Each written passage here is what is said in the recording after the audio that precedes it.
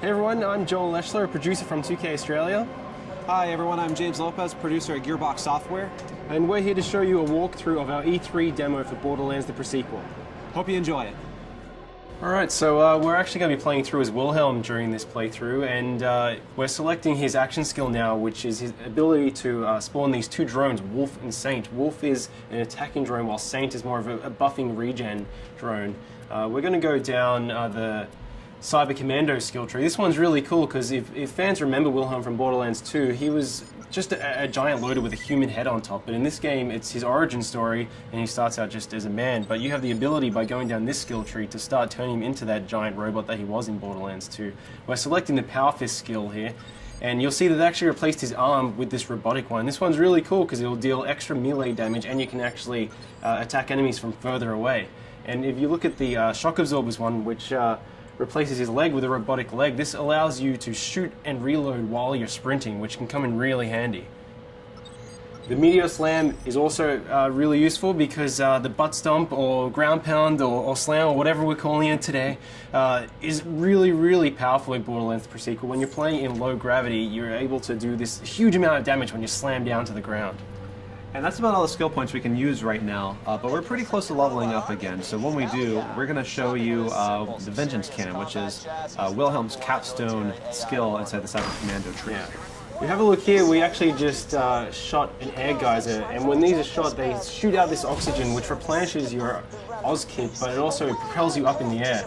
And the higher you get, the more damage you can do from your butt stomp. So if you hold that crouch button, you slam down on the ground, you deal this huge amount of damage to enemies on the ground. Yeah, geysers are a great way to do a slam immediately instead of having to kind of like prime yourself for it. You can hop on one of those and just immediately move off it and slam someone into oblivion if you want to.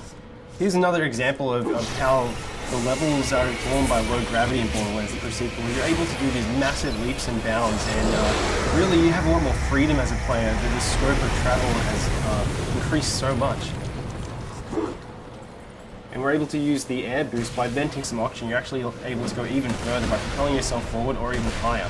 Yeah, and it's cool that we have these abilities. They obviously come with some cost on the oxygen meter, but we give plenty of ways for you to get that oxygen back. You know, we've got oxygen canisters that drop from when you kill enemies. We have the air geysers. We have other like cracks in the ground that air can come out of. They won't give you that jump, but they will give you back your oxygen. We also have oxygen generators. And even like certain Oz kits will allow you to create an oxygen bubble whenever you do a slam attack. Now these enemies that we're fighting at the moment, the Kragans, they're some of the moon beasts. They're essentially these moon rock monsters, but because this is Borderlands, they absorb elemental attributes as well, and these ones have absorbed cryo damage. We have a lot of liquid methane around this area of Elpis, and they've kind of inherited those abilities, and they're kind of doing cryo damage towards you. But you have the ability to kill them, but what's really interesting about these guys is when you kill them, they actually shatter into two smaller Kragans. Yeah, so you might start off one-on-one and feel like you've got a pretty even fight, but as they break into smaller groups and become more numerous, you might have a really big fight on your hand. Alright, why don't we try and show off Wolf and Saint here, Wilhelm? Alright, so Wilhelm just deployed Wolf and Saint. Those are his two drones. Wolf is going to go out and cause some trouble. Saint's going to stay fairly close by to replenish Wilhelm's shields as they ever drop. Now, our Wilhelm player is pretty pro, so you know, might need to get a little bit more challenging fight for him. You can see these beautiful ice particles. With the new cryo element that we brought into the game, you can freeze and shatter any enemy, and depending on which angle you attack these guys from, they're actually going to float off into low gravity in that direction. If you slam down an enemy while they're frozen, you're actually going to split them in half and watch their ice chunks float off. Yeah, that's really cool because the way that they shatter is always kind of customized to like whichever way you hit them. So it never really gets old. It's always different each time. It's really fun. Now, our current objective in this particular level is to redirect some liquid methane. We need to get to the Drakensberg, which is this derelict Dahl ship, where we've been informed there's a military AI that we can use. Jack wants to build up this robot army. He needs this military AI to use it. So we're currently trying to redirect this methane to cool off a lava river. Now, we were just fighting the Kraken, but over here you can actually see that some of the scabs are actually riding them, which you know, you gotta watch out for because you have two enemies attacking you, and whenever you kill one of these Kraken riders, you might get a couple of little Kraken riders coming out of them. You see, Wilhelm was also using these jump pads, so along with the oxygen geysers, we have these dial jump pads which are placed throughout the levels, and some of these shoot you straight up into the air, and other ones kind of propel you really far forward. Again, if you manage to chain some of these together, you can get really, really high and do a slam which does a massive amount of damage. Look at some of these guys, you'll see that some of these scabs have this sort of orange bubble over their head. That's their oxygen bubble. That means that if you crack that bubble, then they're going to take oxygen damage because they're not able to breathe. Which is a really cool way because you can kind of do a hit and run. You don't have to worry about necessarily about finishing them off if you're taking too much heat. You can just wait for them to asphyxiate. But some of these guys also have shields and air bubbles, and so they're a little more of a stronger fight. You have to watch out with those guys because they're more dangerous. So you can see that's an example of one of the dial jump pads which shoots you really far forward. And here we have some of the dial jet fighters, and they're going to fly around and try and do a huge amount of damage to you. So Wilhelm is doing pretty well.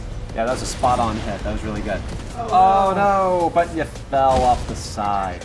That's okay because we got plenty of jump pads.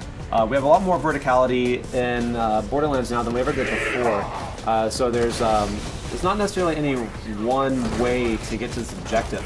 Really, all he has to do is just find either a jump pad or a way to jump from platform to platform. Yeah, something really great about the low oxygen, it allows you to traverse these maps really, really quickly. So because you can make these massive leaps and bounds and you have these jump pads, you're able to get from one end of the map very, very fast and really get an edge on the enemies. All right, now it looks like we just leveled up.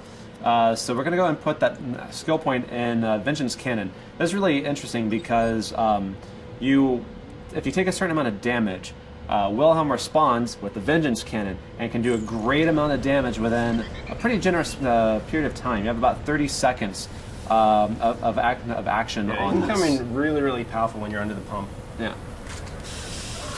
So you can see now we're actually redirecting this liquid methane, so we should be able to go over and try and freeze this lava lake.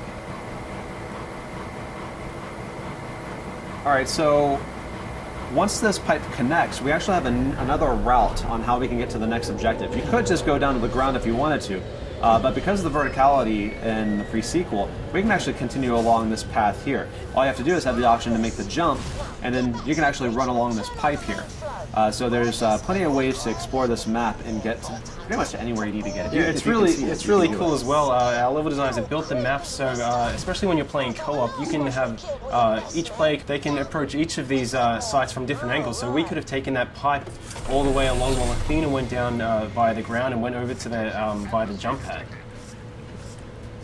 Yeah, people that are especially fond of sniping should keep an eye out for these kind of opportunities because you get a superior angle from which you can snipe off those oxygen bubbles or just do just a bunch of damage in general. Yeah, absolutely.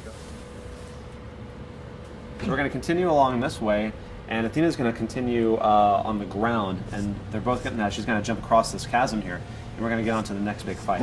Yeah, we should be able to ambush these guys by taking them from two different angles. Once Wilhelm, finds a way to jump over this. There we go.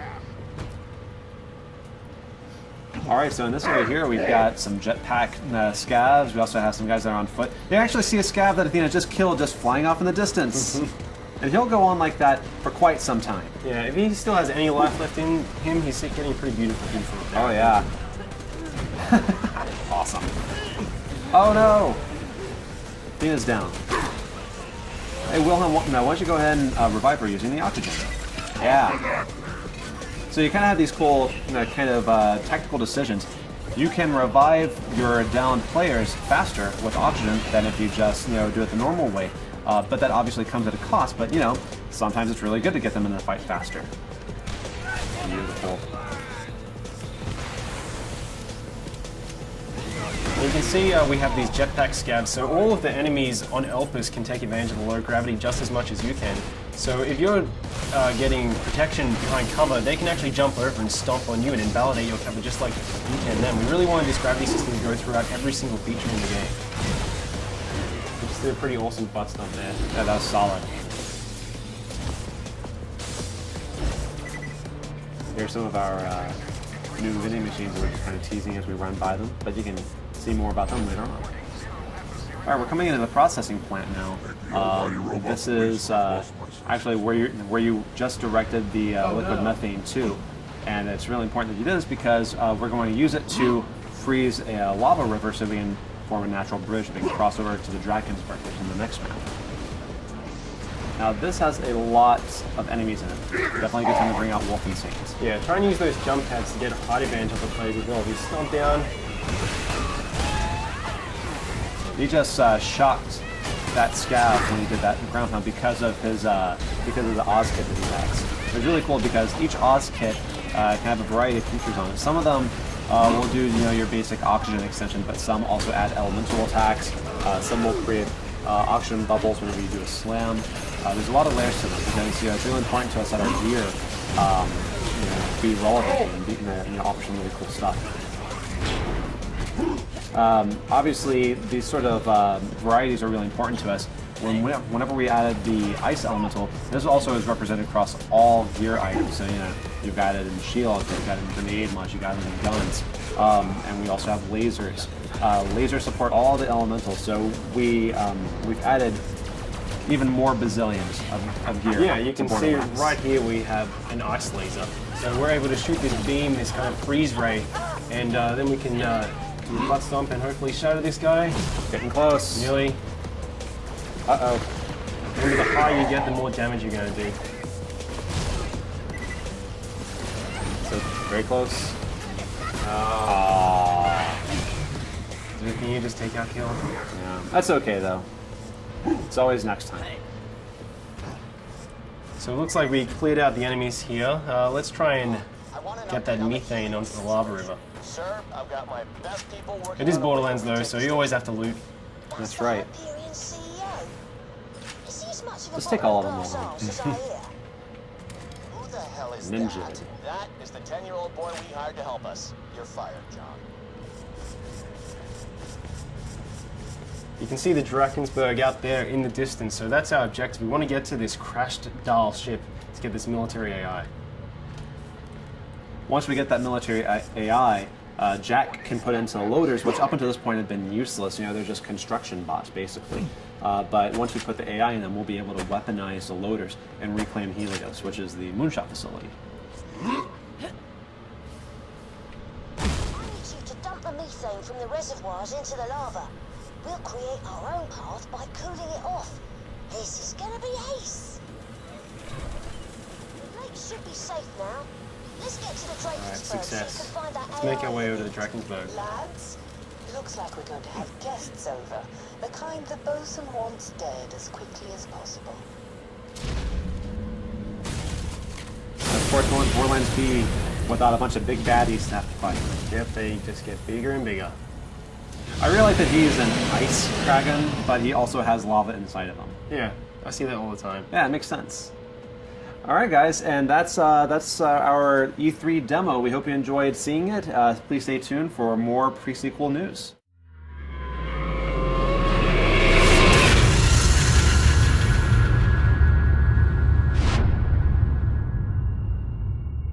You coming?